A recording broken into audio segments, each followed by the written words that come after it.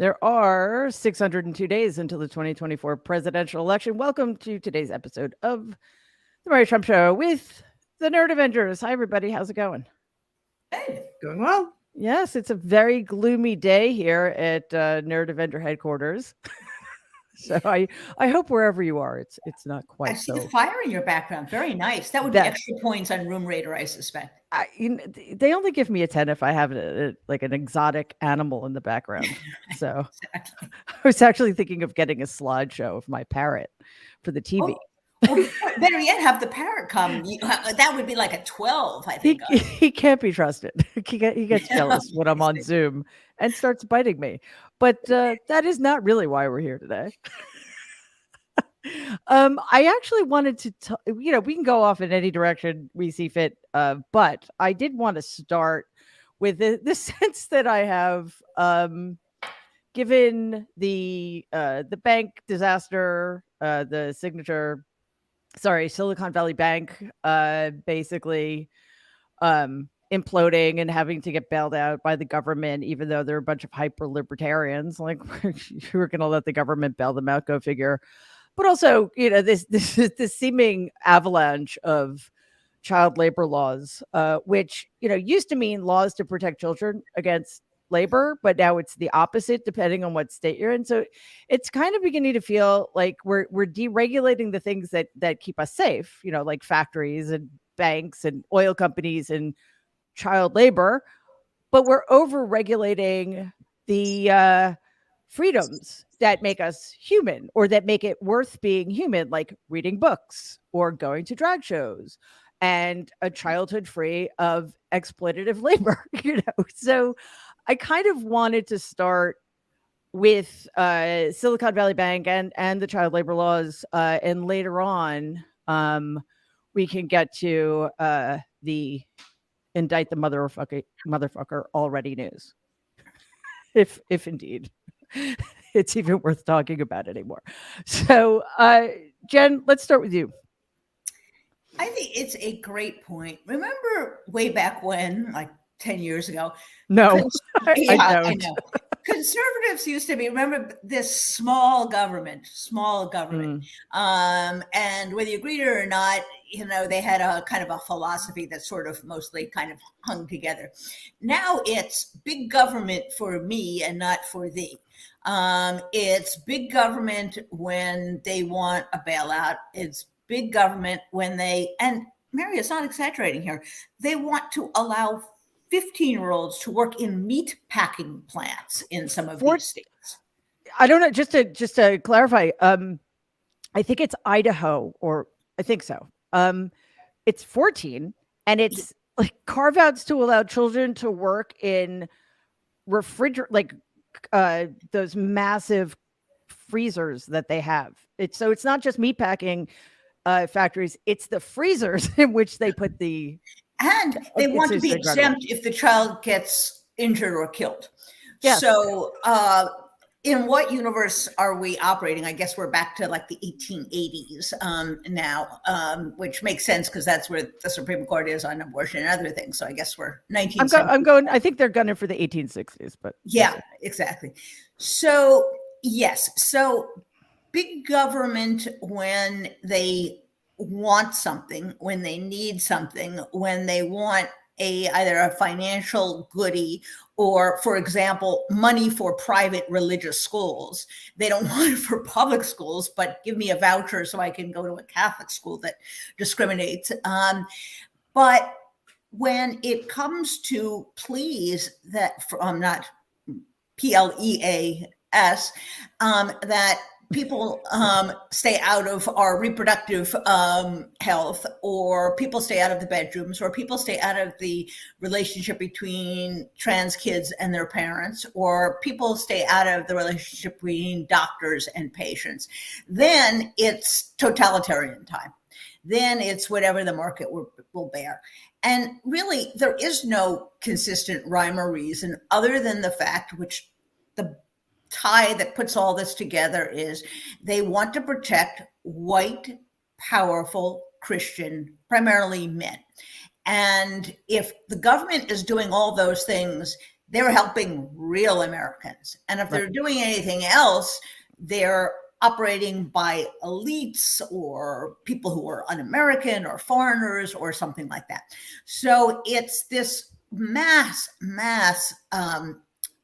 hypocrisy. I mean, hypocrisy would mean that they had values and they were betraying them. So it's more like kind of moral chaos or moral anarchy.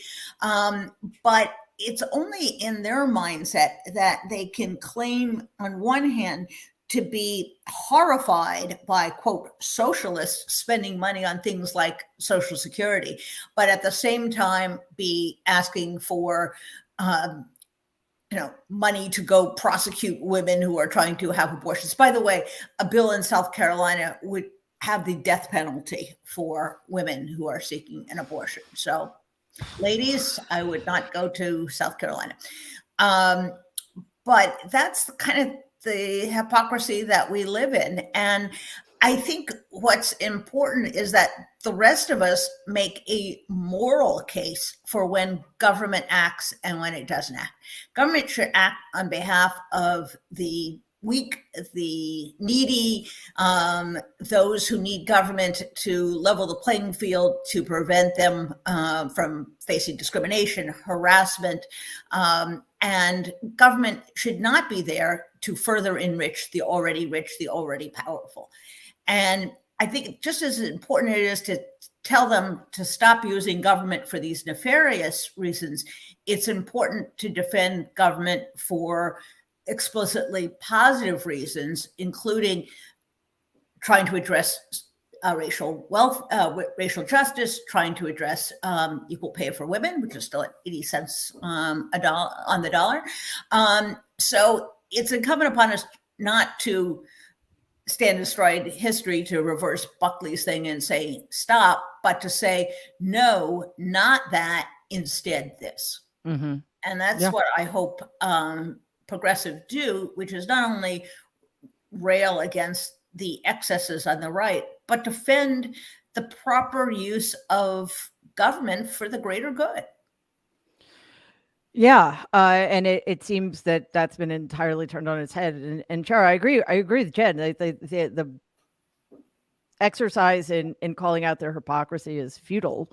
But it is worth noting, however, that those who are screaming the loudest that the government intervene in saving this bank, and to be clear, the people who deposited money in that bank should have their assets protected, absolutely. But they're the same people who pressured the Congress to deregulate small to mid-sized banks because they can't cause that many problems. Apparently, they can cause a worldwide economic collapse unless they get bailed out. So, that's the kind of thing that we can't let get lost. And then this is not entirely unrelated, but I've been watching. I watched All Quiet on the Western Front a few days ago, and much better movie than the other one. But most of them were. But the reason I'm mentioning that movie, and I watched another. I don't know what's wrong with me. It's the weather. I have seasonal affective disorder or something. I watched a World War II movie, and it's just this young working class poor boys are just cannon fodder, and here we are in 21st century America. Like, who do we think those children are going to be working in those dangerous conditions? What families do you think are the ones not getting compensated because their children have been mutilated or killed? I think of child job. I think, you deliver newspapers, or you work in the candy store after school, or you're a camp counselor, you're a babysitter, or maybe like the only serious job is you're an actor, right? But that's it. Now we have kids who are going to be working in slaughtering facility. I mean, it's Dickensian, it's Orwellian.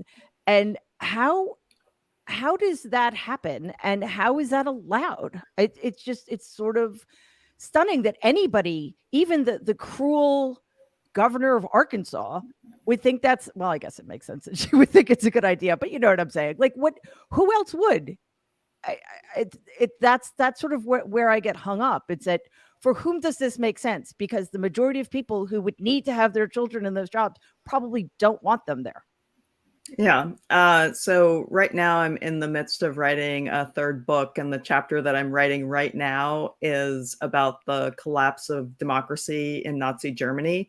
And one of the things that strikes me is it collapsed so quickly. I mean, it's breathtaking. It was basically in the year 1933, you started the year with a democracy, and by the end you had concentration camps. And one of the things that the Nazis did, I mean, obviously they did a lot, but one of the things I'm focusing on is the corporate use of slave labor. And not only were men and women enslaved to corporations during the Nazi time, they also enslaved children at the time. So you could be forced to work for a German corporation at the behest of the Reich.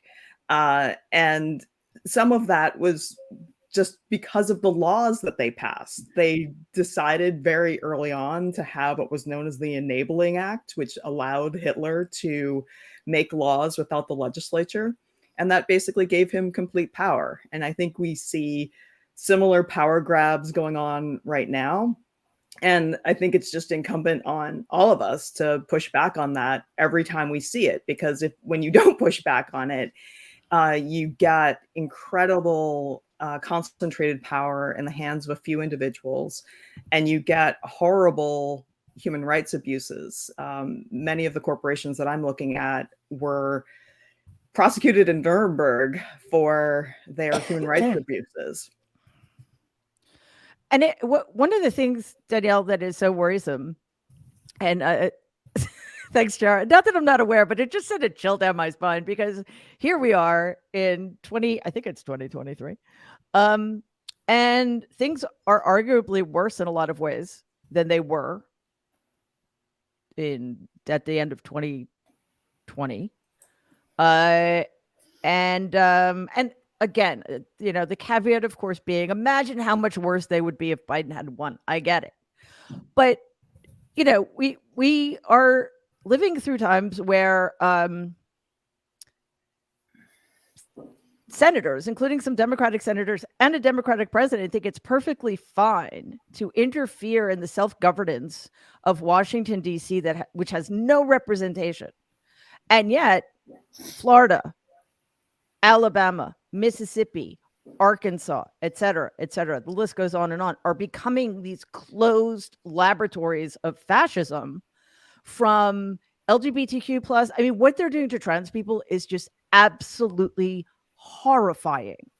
And now, nothing can be regulated.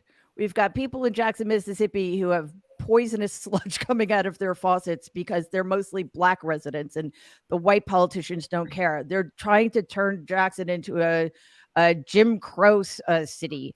I mean, and now we've got this child labor stuff happening. And how do we?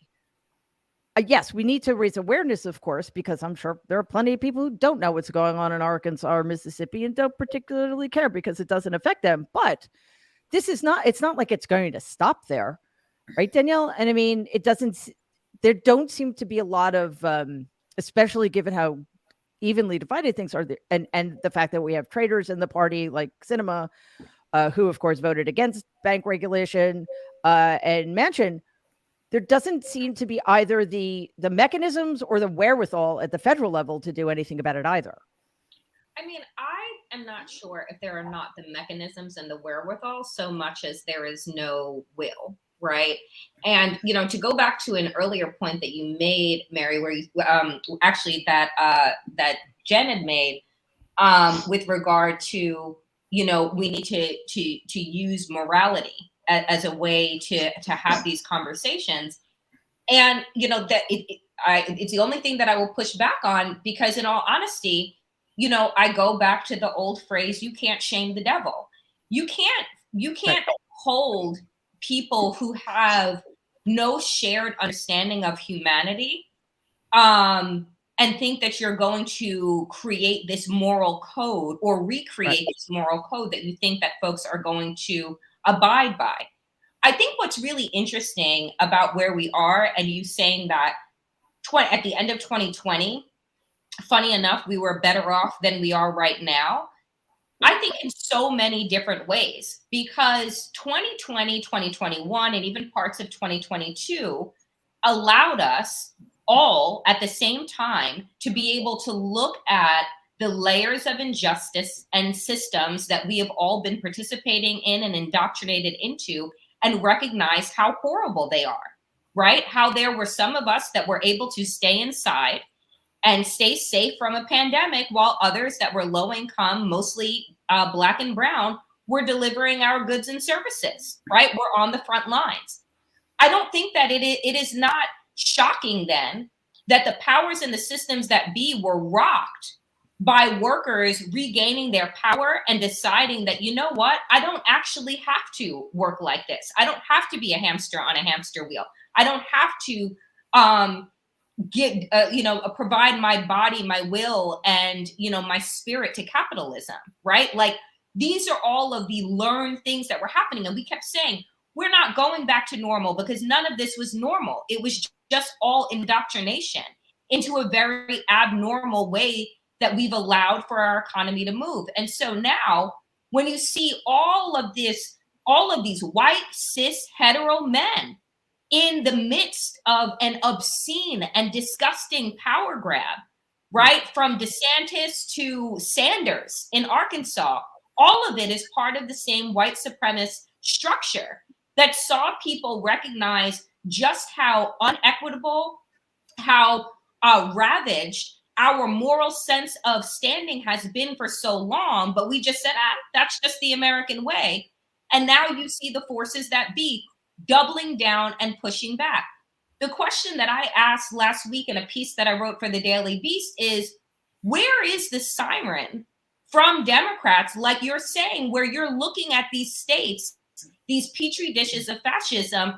Where is their pushback?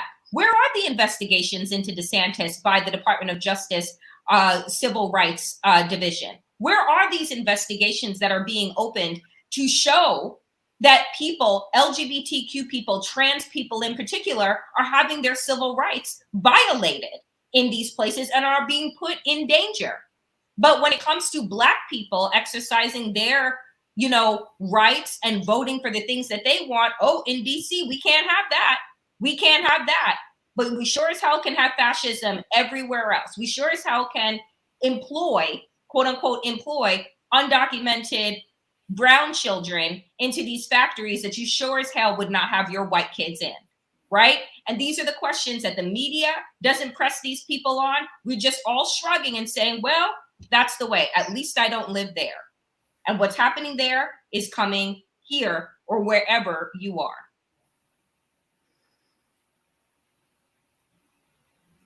You're on mute, I think, Mary.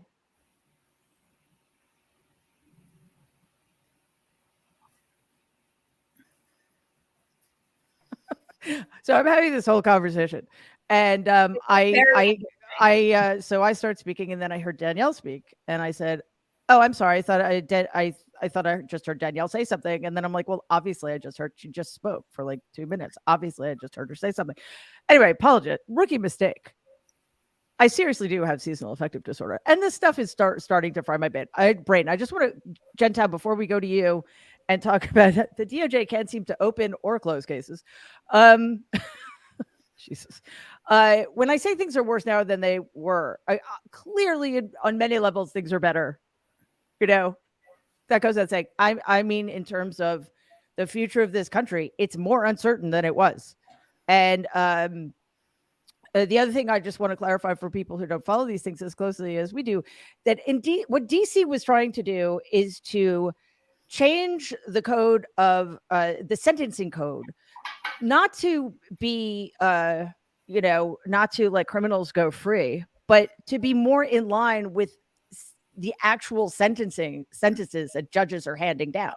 So, for carjacking, instead of 25 years to life, it just was changed to be more in line with judges are actually doing 15 years.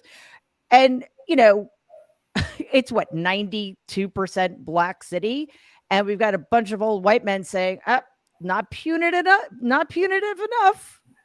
We need to punish people more, which, by the way, doesn't work. This country has the worst record of incarceration. And anyway, that's a subject for another time. But I just want to make clear what people, so basically in Florida and Mississippi and Alabama and Arkansas, it's essentially illegal to be anything other than a straight, white, rich Christian man. Okay. And in DC, like, they can't even change sentencing guidelines. It's something, there's so much wrong, Jen, that I was just saying, and in some case, I think Democrats would rather have this example to point to and say, look how horrible the red states are, which they are, that actually reach in and do something, because they know very well there aren't enough Democrats in these places to elect them. So for their standpoint, they get more political mileage out of holding DeSantis up as a boogeyman than in rescuing DeSantis's victims. And that has to change. That is absurd. And I put a lot of this on the Justice Department. There are private litigants who are suing DeSantis on the banning of AP African American history. Where's the Justice Department? There are plaintiffs in Texas suing pregnant women, formerly pregnant women, suing. Where is the Justice Department? Why is it all up to private litigants to bring these cases in red states? Is the Justice Department so short of help or so scared of its own shadow? I don't get it. I'd go with the latter, for sure. And we just learned that they're opening an investigation into what happened with Silicon Valley Bank, which they should. But the other stuff is in some ways more fundamentally, essentially important, and that's not being done. Anyway, Jen Taub. Greg Olear just wrote a piece on his Substack called Good Crises Gone to Waste. And I think one of the things we're seeing play out that he's pointed to is that, after horrible things happen, there's a certain momentum that's generated. So, for example, September 11th was the worst day I have lived as an American citizen, anyway, in my entire life. September 12th was probably the greatest example of unity, like global unity, I have ever experienced as well. And of course, that got completely squandered. There was no, other than Al-Qaeda, there were no it was the most extraordinary thing. It gets completely squandered because of that grotesque illegal war that was started by George W. Bush. And then we had the same thing with the global pandemic and January 6th. We're now 2 years out from January 6th. And not only have we not used, remember that day? Remember the week after that, just how horrified we all were, how all over it the press was. The headlines, the 90 font headlines, the pictures, the commentary, how devastated, how afraid, how galvanized we were. And now on one side, it's, oh yeah, of course they were within their rights to do that. And now we need to break them out of jail and not hold anybody else accountable. And then on the other side, it's like, yeah, well, it was a couple of years ago. Yeah, let's just keep moving on. What do we do? Because I think, Jen, what that does is it makes us even less able to pivot when the next crisis comes, which of course it inevitably will, either in the form of another pandemic, which I can't even imagine at this point, or potentially, more probable than possible, another attempted insurrection. I love being back, Mary, because I pay really close attention and try to find The question the in question in there. my monologue. I thought when you talked about crisis, you were going to remind us of the 2008 global financial crisis because you had just talked about SVB. But I see. Oh, you can. that- I mean, that was No. one too. Look, when we talk Arguably. about, yeah, I mean, to me, what I saw go down after January 6th reminded me of the outrage around the time of early 2009 when we found out that the bankers at the banks that took money from the federal government or from Congress, as well as took backstops from the Fed, had paid out bonuses, and there was this complete outrage. I mean, and I also saw what happened in terms of by the time Dodd-Frank got through, that it wasn't strong enough, but it was certainly an improvement over the years. Well, before I knew you all, I was writing a lot about that. And in 2018, when they rolled back, when Congress and and your uncle signed into law the legislation rolling back some of the most We just call him Donald. Donald, some of the most I really important don't feel like I'm protections, related to him anymore. when that happened and I wrote about it, I could sort of see, and when I testified before Congress in 2016, amnesia starts to settle in. So I know about this. And so with January 6th, I understood that immediately there needed to be an attorney general in place. And even before that, whoever was acting AG should have appointed a special counsel. And the fact that Merrick Garland didn't do it, and I called that shit out right away, saying you've got to move on this. I think George Conway had talked about a special counsel, but they needed to move on it immediately because I know the patterns of history, and even the most serious, hot anger and how memories fade. And you must act. And this is something in business too. You close it. Anyone who's done corporate deals and mergers, you close the deal when you can. There's an expression, is it a blacksmith expression? Strike when the iron is hot. Yeah. It means something. And the lack of urgency. And there are people still who are like, you don't give anyone any time and you should leave him alone. I'm thinking, leave him alone? I'm tweeting. I'm not walking over to his office, standing over his desk him, for and God's saying, sake. Mr. Garland, get at it. What do you mean leave him alone? I will not. Since when is me like saying the truth here? And it's true. And then he stalled and he stalled and he stalled. And then also, he by the only- way, Jen, I just want to point out, because Yeah. there are a lot of people in that camp, you're just so underestimating him. You don't know. Well, yeah, we do. Inaction has consequences too. And again, it's not like you are annoying him so much that he's just digging in his heels and saying, well, then I'm not going to prosecute anybody. Exactly. Nanny, Come nanny, on. foo-foo. Jen Taub on her Twitter was so flippin' mean to me. That's Now right. I'm going to drag my feet. Oh, yeah, that's really happening. And if that is Jen what we're Taub talking about. killed American democracy. You heard it here first. But then the fact that we only get Jack Smith this fall, oh, come on. And this idea that it's a bottom-up thing, bottom up, top down. There's no reason why they couldn't have done it in both directions, and so Right. on and so on and so on. But so if your question to me, I haven't read Greg's piece, is letting a crisis go to waste. The time to act is when memories are fresh and emotions are high, so that there's public support. This is something we've known. We saw FDR do it. I often tell this story. I know Rachel Maddow told a version of this, but not the entire thing, which is back then the interregnum was long. He comes into office in March. He's elected in November. You go between November and March, and the banks are failing. The economy is suffering. And Hoover actually reaches out to Roosevelt to say, hey, should we make a statement together about, closing the banks or doing something? And Roosevelt's like, yeah, no, I'm good. And you may think of that with cold-hearted, but it wasn't, because at the end of the day, when he came in and he had the power behind him. Right. And he closed the banks down and only opened the ones that could be saved. At any rate, the point is you have to act decisively. You have to act at the right time. And, justice delayed is justice denied. Yeah. And you mentioned the interregnum.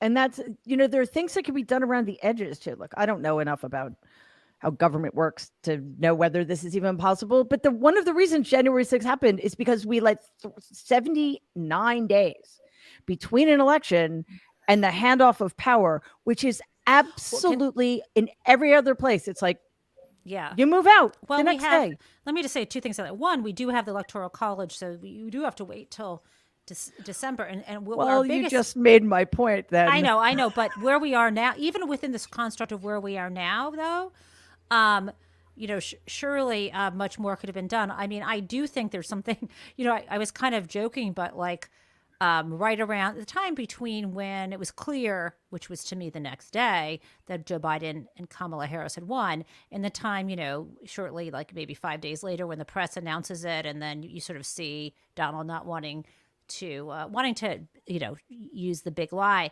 I think I tweeted out something like, this is why in corporations, when people are laid off, they give you a box and security escorts you to the door. The idea that you're absolutely right. It's too long. And yeah, I mean, it's too long. The transfer of power takes too long. And there was good reason, to get him out of there a hell of a lot faster. Yes, the keys to the government should have been taken away from him, like immediately. Just as a quick aside, when I first started doing media, obviously I knew nothing about doing media. So somebody said to me, don't answer the question they ask you, answer the question you want to answer.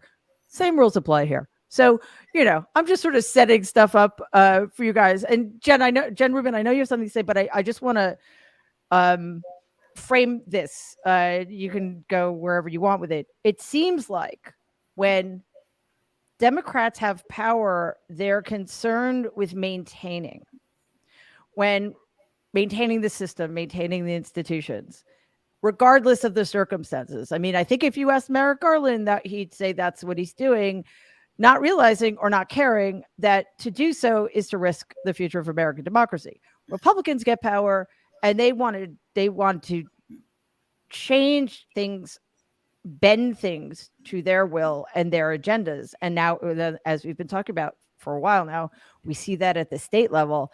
And that just seems like another, like, oh, well, it's 79 days. What are you going to do? Well, you do something. You make it shorter is what you do.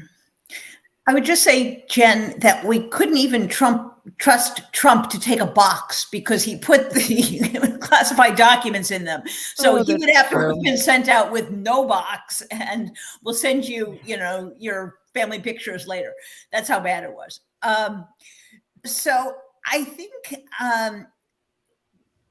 what Jen is saying is kind of the natural balance between people who actually believe in democratic institutions on one hand, which would be the Democrats, and those people who have become nihilists and authoritarians and want to sweep aside whatever stands in their way. And so when they sweep things aside, it's not going to be sweeping aside the things that benefit them. It's going to be the protections that restrain them. I think for Democrats, they have been so cowed, like the media has been cowed, into being called socialists, about being called radicals, that they are very apologetic, very incremental, even when they have power to do these things, which is remarkable. And I think it's also the case, we have to realize the Democratic Party really is very broad. The reason why we couldn't get everything we wanted done in the first 2 years is because the Democratic Party depends on people like Joe Manchin. Right. And, especially if we don't like Joe Manchin, if Joe Manchin wasn't there, there'd be a Republican there and they wouldn't have had them set the bare Senate majority anyway. So the Democratic Party, as wide as it is, can only be as progressive as its least progressive elements. And that's why you need to organize and establish beachheads in these communities. And that's why you have to shift the electorate the way Stacey Abrams did in Georgia. She just didn't switch it a little bit so that, the daughter of Sam Nunn could win. She shifted it so much that you got Ossoff and Warnock. That's how you bring about change. That's how you make the way. You don't move things just enough so that the most conservative Democrat can get in. You galvanize the public behind a progressive message and a progressive change. And Democrats are traditionally not very good at this. They're not very good at a singular focus. They kind of get all over the map. And then they quickly start bickering among themselves. So I think here is an opportunity to get on the same page. This bank and the people who were responsible for it, who gave themselves bonuses, should pay all the penalty. We're going to claw back those bonuses. We're going to claw back that compensation. We're going to do a full investigation. They should be barred from ever running a publicly traded company. They should be investigated for any SEC violations. They should be prosecuted to the full extent of the law. And anything else is unacceptable. Anything else is a repeat of the crash in 2008 when, and I cannot believe that no one ever went to jail for anything associated with the financial crisis. No, that Jen froze. But good note to end on, not end on, but for her to end there, because that to me is the perfect modern example. Well, maybe there will be another one, hopefully not, but of, we just need to we can't look back. We need to move ahead. The lives of millions of lower middle class, working class people were destroyed by a bunch of billionaires who just got richer. I mean, it's just that in not prosecuting people for torture and war crimes, but here we are. And Chara, I think kind of along the same lines, Jen's just saying this needs to happen as quickly as possible. Also, Peter Thiel just needs to stop being a thing. And yet we're at this point where potentially, who knows, because I guess it takes time. Yeah, justice grinds slow, but whatever. And in Georgia, apparently, the word imminent means maybe someday, probably after you're dead, which is very different from what I thought it meant. We're at this point now, and who knows what's happening with Jack Smith. And Jen Taub and I were talking about this the other day. Like, if Donald does get indicted, and the first thing he gets indicted for is friggin', and again, it's not nothing. It is not a hush money thing. It's an elections fraud violation. It's very serious.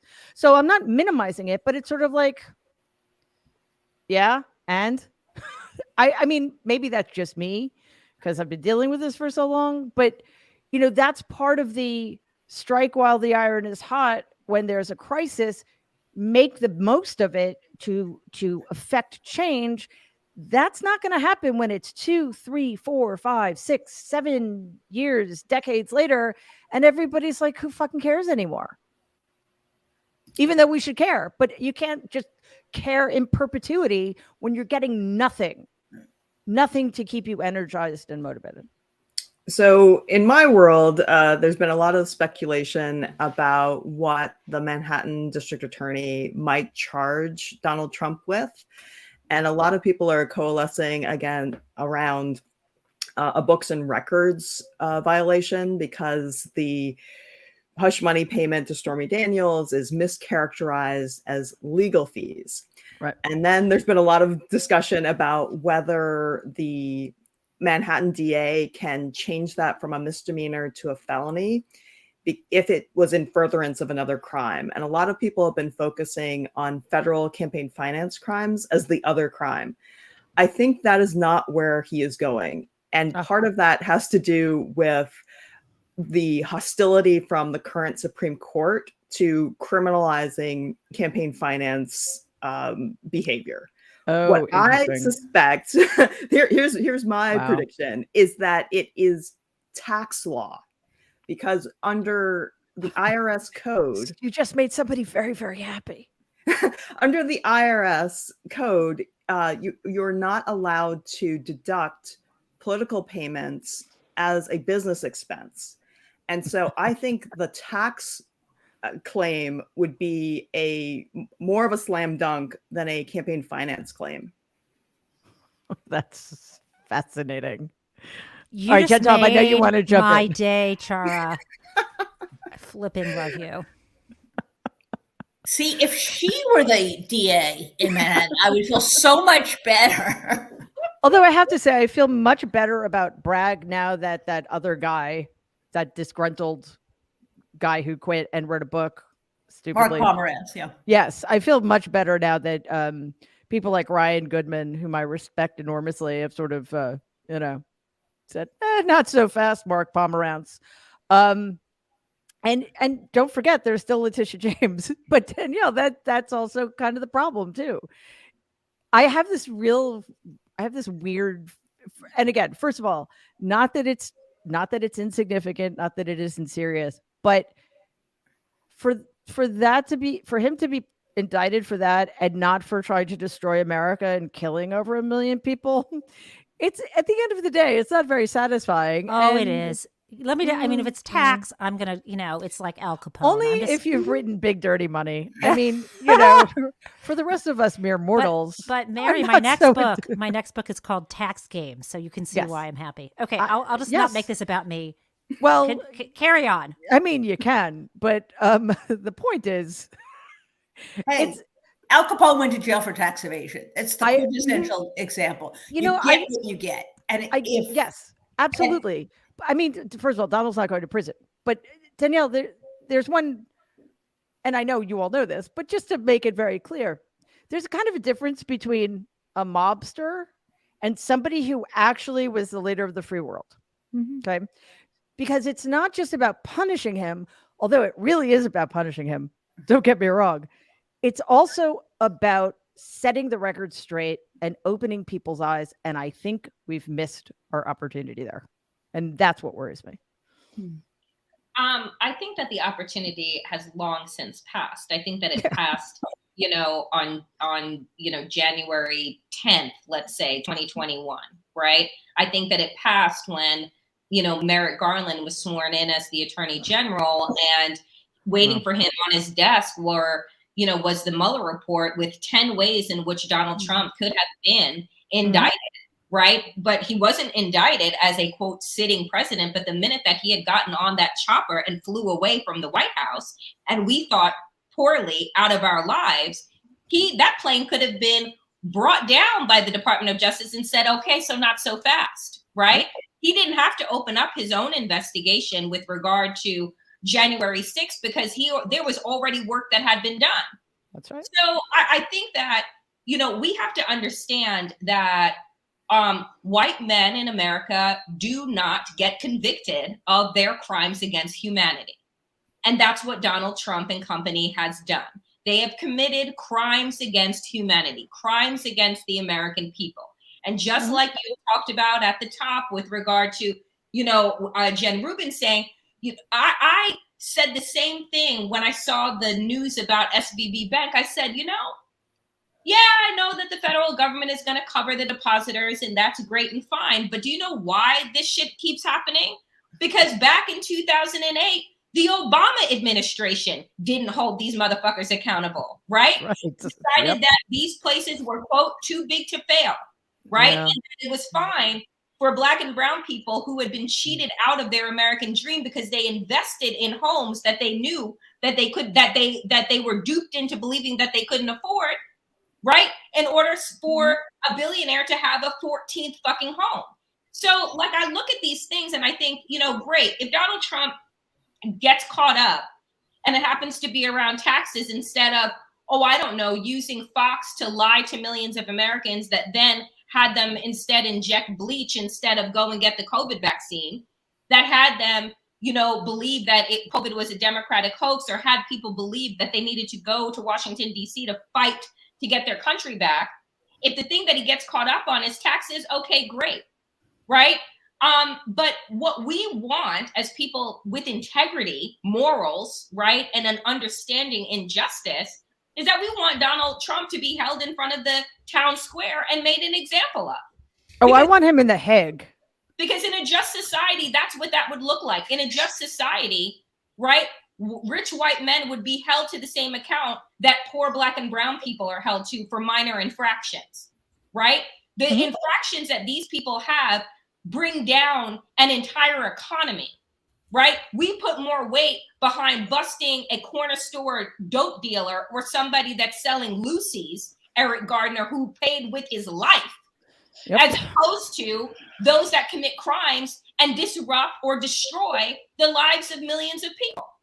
So, you know, our country is not, we're not going to understand justice the way that we actually want to see it, because this country was not built on justice, right? And the more that we understand that, I think the more that we'll take what we are given. I'm not saying don't push for it, because I spend every day on a microphone saying exactly the same thing. But I'm like, if it's going to be taxes he gets caught up on, he's going to get caught up on something at some point, right? And I feel like it's imminent. But to your point, I don't know what the fuck imminent means anymore, because apparently Merriam, Webster, myself, and every DA don't have the same fucking definition. And no. What's language is fluid, I guess. Yes. You know, and what is remarkable is it's never like the right size. Okay, January 6th has too many facts. Well, Mar-a-Lago. Well, no, we can't really do that because other people make mistakes too. And yes, it's different, but we still can't do that. There is an excuse for every non-prosecution.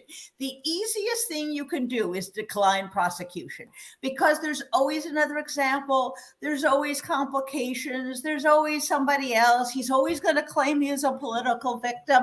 At some point, you have to file the damn indictment. You have to get the friggin' indictment. And I have more hope, frankly, that Bonnie Willis will at least get part of the January 6th scheme, even though that wasn't the violent part. That was the make up phony electors and try to steal the election part. I have more faith in her at this point than I do in Jack Smith. But again, that's really kind of, once again, downgrading, you know, how people, you know, overcharge. We're constantly undercharging. For poor Black people, we overcharge. For rich people, we undercharge. And so when the crime should be sedition, you know, we're settling for tax evasion and tax fraud, you know. So listen, I'll take it all. Of these things don't necessarily have to be one or the other, but unless we have an indictment on something that relates to his attempt to overthrow the government of the United States and supersede American democracy with an authoritarian autocracy, we will have failed. And all of Merrick Garland's nonsense about following the facts and following the law and no one's above the law will be just crap. And he's got to do it. And, you know, time is a fleeting, because pretty soon we're going to hear the excuse, it's too close to the election. That's, oh my God. I thank you for putting the final knife in my heart. But yes. And, you know, Jen Taub, that's exactly right. The lack of action creates false equivalence. The fact that a special counsel was appointed to President Biden, but not for Mike Pence, it makes it seem like, you know, that made it seem like there was this equivalence between what Donald did, which was criminal, and what Biden did, which was what happens all the time when people leave office, probably. But I just want to. I want also to touch on the idea that, you know, we'll take what we can get. Well, okay, but why?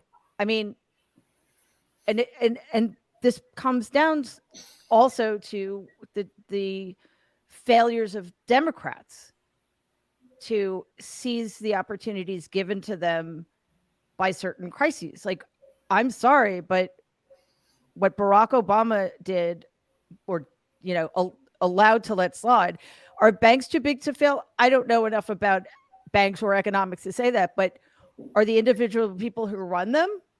No, I don't think so. I think they all could have gone to prison for the rest of their lives for what they did to millions of Americans. We have Merrick Garland because of Barack Obama. Why is Merrick Garland had not been fired? Why has Christopher Wray not been fired? Why has Louis DeJoy not been removed? What is going on? Like, and it's that kind of abdication that just like, well, you know, that's the way, that's what gets us here, Jen. And it's like, well, yeah, that happened. What are you going to do? He's running for president, and that would just be unseemly. So great. So the next coup will be successful, right? And then what? We'll learn our lesson. I don't know. What's interesting to me is Merrick Garland comes across as someone measured, caring about the system much more than individual accountability. But boy, that man sure got what he felt he was entitled to. He was not the right person to be attorney general. It's very sad that he worked, like a lot of people have excellent pedigrees and they play within the system and they're utterly brilliant. And you know what? He had his moment and he didn't get to be on the Supreme Court. I know lots of other people like that. I mean, not personally, but you know of them. Mm-hmm. And they move on and continue doing the next best thing for them. Mm-hmm. He was not the right person for this job. Yes, it was, it wasn't like it was, let me tell you, no one comes up to you and suddenly surprises you. Hey, tomorrow the president's going to nominate you for attorney general. He had to have lobbied for that in some way. There's no way it just, he was not the right person for that job. Why did he even want it? I don't know. I'm not saying he lobbied for it, but he didn't have to get that job. It should have been Sally Yates. It should have been someone, and then she could have immediately, she was already through confirmation. She could have been put in temporarily as acting AG. She could have immediately appointed a special counsel. Biden at that time, and I think he's done an amazing job. I think at that time, whoever was whispering in his ear wanted this guy to get this position, and he just made a really, really big mistake.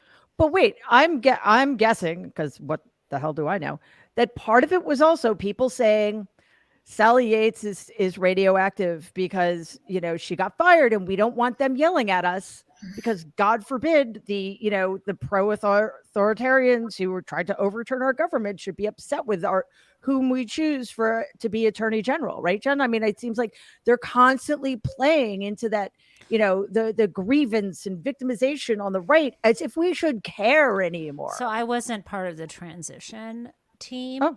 And I don't know. There are people who were. I wish some of them would talk later, frankly, about how this went down, because it is, and it will be, despite an incredibly, incredibly successful presidency, one of the biggest mistakes that Biden made.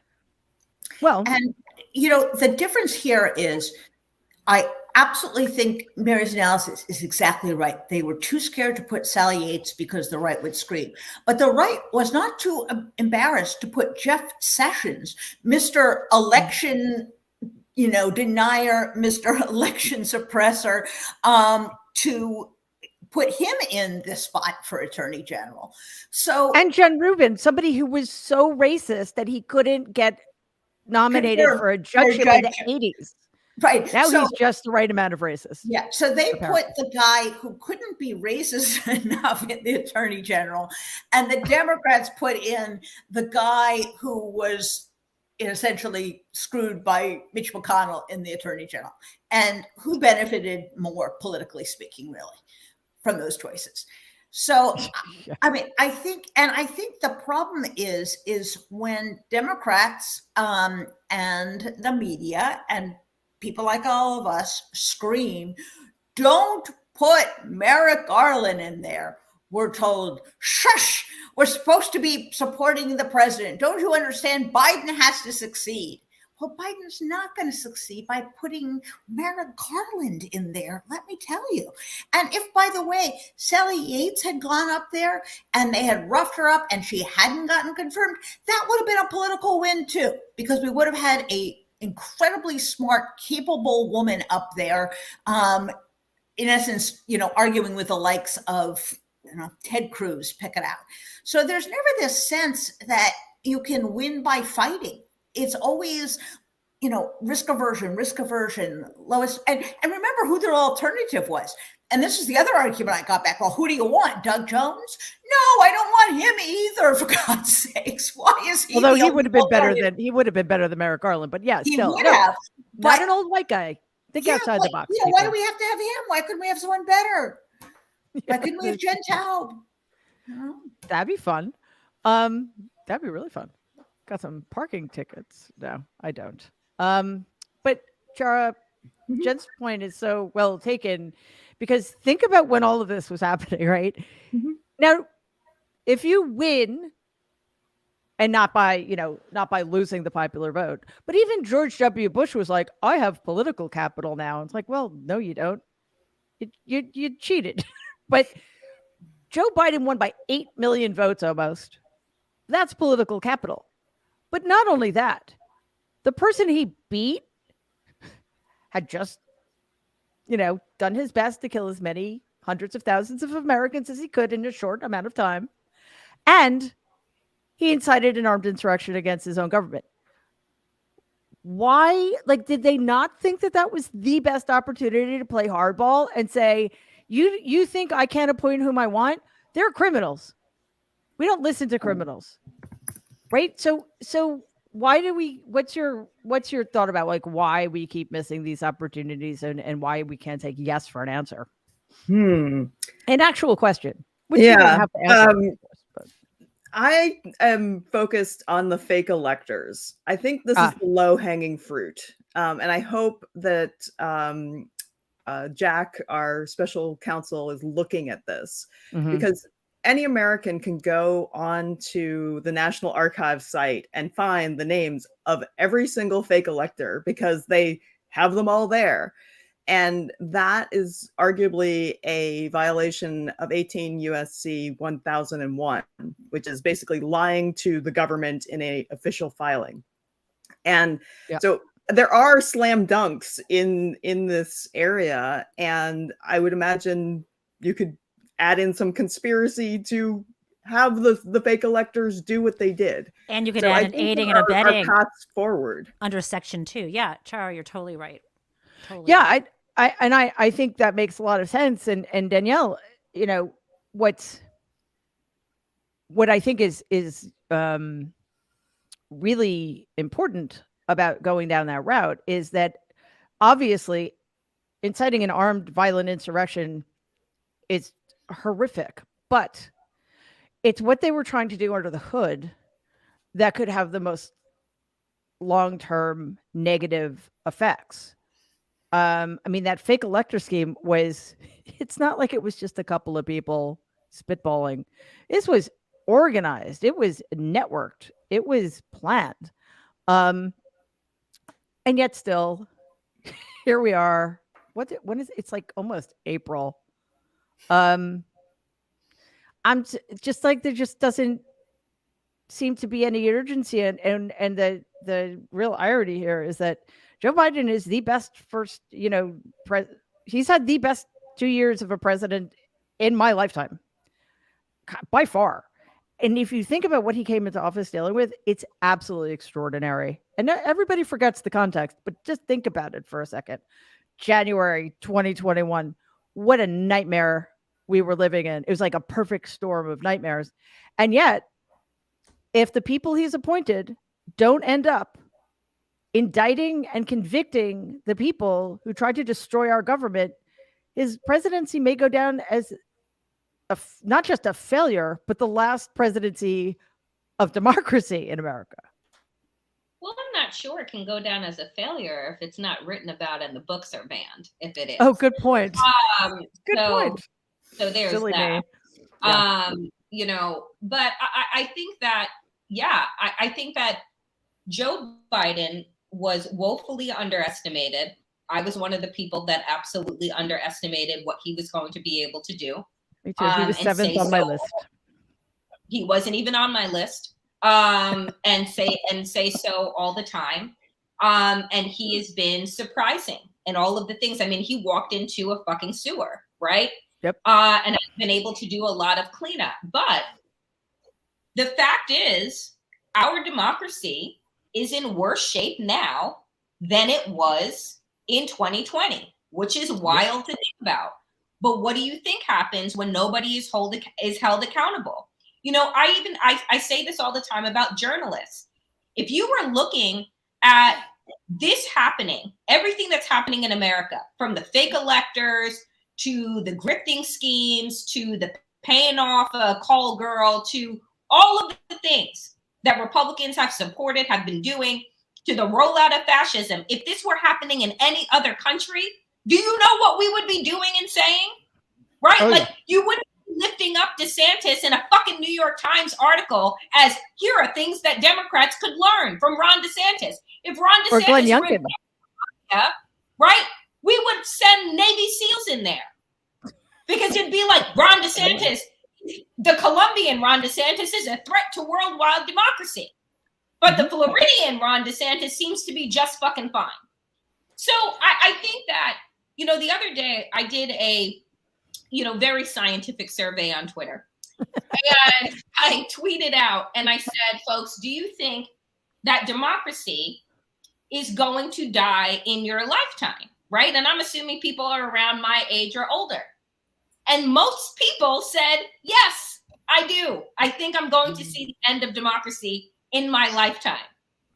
Right? If you had asked that same question in 2020, I think that people would have said right after the election, no, we won, we got it. The fact is, you're watching these people, they're not doing this shit in secret, guys. Like, they're doing it all out in the open and still not being held accountable, right? You have the GOP in Georgia saying we're going to remove Fani Willis because she's about to indict one of us. And there's dick that the Department of Justice, that the president, that anyone is doing to stop that. They basically have said, fuck you to the rule of law, to the Constitution, to the people of these United States, and to democracy. And we are still sitting around wondering if we can shame them. Yeah, exactly. That is not a strategy that works for people who have no shame. You know, and think about it, like this country was founded by a bunch of horrible people, but and quite short-sighted ones who actually thought, you know, tradition and honor, as if they knew anything about honor, but were enough to keep people in their own lane. And clearly this is not, certainly not, never been the case, but it's not at all the case now. In fact, they use their shamelessness as a weapon. And Jen, Taub, last thing before we go, you know, Danielle alluded to, I guess a New York Times profile of DeSantis, and you know, he was apparently playing catch with somebody on Fox News very badly in very expensive suits. And CNN, Jake Tapper had a town hall with Glenn Youngkin, whom I'd like to call the little fascist in a sweater vest. And you know, so it's not just that DeSantis is depicted as somebody who's reasonable. He's being depicted as a preferable alternative to be the Republican presidential nominee. So it's much more serious. You know, it's just they're not just normalizing them as people. They're normalizing them as future leaders of this country, which will end it all. So that's why I think it matters so much when the one institution we thought we could count on failing just feels so. The Department of Justice. Oh, okay. And again, not like the Department of Justice hasn't been problematic in years past. But you know, this is their big chance to set things right, and they're just they don't care. They think protecting the institution is more important than protecting democracy. I'm not really sure. But I mean, well, is it enough? Do you really think it is enough if we stop at indicting Donald for the tax thing in New York? Okay, so I don't know. I'm feeling a little more zen about all of this, wow. And it's funny. I mean, there are different types of institutions that I have faith in, and I when you said, you know, Justice Department, you know, I want institutions to function. It's not functioning at the level I would like to see it do. Mm-hmm. Danielle's scientific survey, they said in their lifetime, and as opposed to what democracy. So there's that. You know, one of the institutions that I put a lot of my faith in is the institution of the power of women. And by that, I mean the folks here on this call, By that, I mean the networks of people who keep stuff going without credit, the ones who you mentioned, Stacey Abrams and everyone else she works with. But also, I'm thinking about our friend E. Jean Carroll Yep. and her lawyer, Robbie Kaplan, who are going to actually literally be the first people who bring Donald Trump into a court of law. I think he's going to be too much of a fraidy cat to testify, but nevertheless, there he'll be. And so those institutions I'm proud of. And let's not forget that Merrick Garland has decided that defaming E. Jean Carroll is within a president's, ordinary duties, but he's willing to say other things aren't, with no help. In fact, with adversity from the U.S. government, E. Jean Carroll is going to, with all the women standing behind her throughout history who have had to deal with sexual assaulters, is going to have her day in court. And to me, that is everlasting. And that's what I'm pinning my hopes on. That institution has not failed. Yeah, I'm glad you pointed that out. I'm very proud to have E. Jean as a friend. I admire her enormously, and we cannot discount the amount of courage it has taken her to do that. So, and I feel quite good about that. I mean, it feels, well, I don't want to get ahead of ourselves because who knows? But just the fact that the trial's happening is quite something. I mean, think what it took. So I appreciate that, Jen. And if you have a QVC code where I can buy that Zen thing you're talking about, that would be awesome, because I'm not feeling it today. But as you say, women have always, particularly Black women in this country, but have always been at the forefront of fighting for change and justice and equality. So I'm also honored to have all of you here, and the puppy as well. Sorry. Is that a girl dog? No, it's my my dog Rocky. My apologies. That's right. I'm sure he's a feminist. Rocky wants to get some credit for the help we provided. So yeah, I was actually thinking of Rocky earlier when we were talking about freezers and meat packing companies. But anyway, the boxer, not the puppy. Anyway, it's always so great to have you all here. And as much as I love our men, it's nice to have just women. It wasn't even intentional. It's just how it worked out. So, Char Torres Spelcy, Jen Rubin, Danielle Moodie, Jen Taub, thank you, my Nerd Avenger friends, for being with me today. And I will see you hopefully soon. Bye, guys.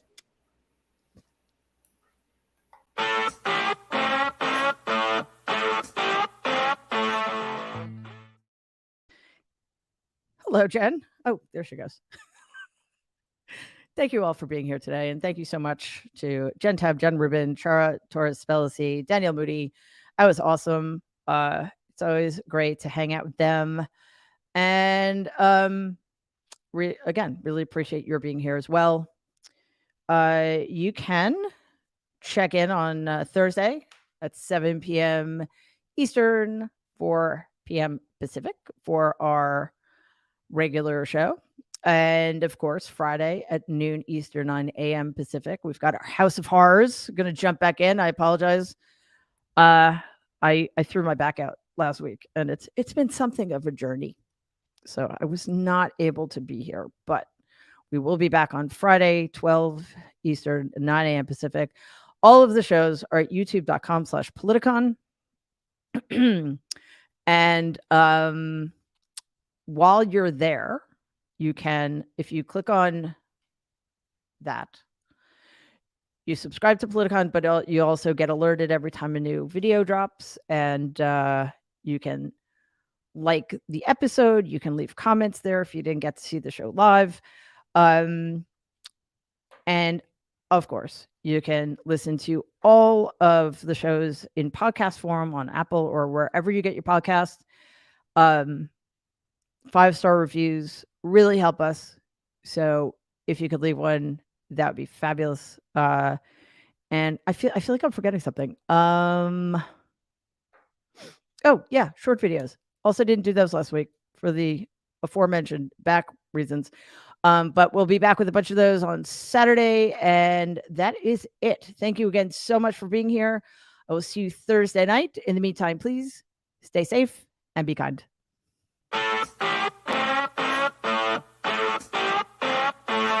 Thank you.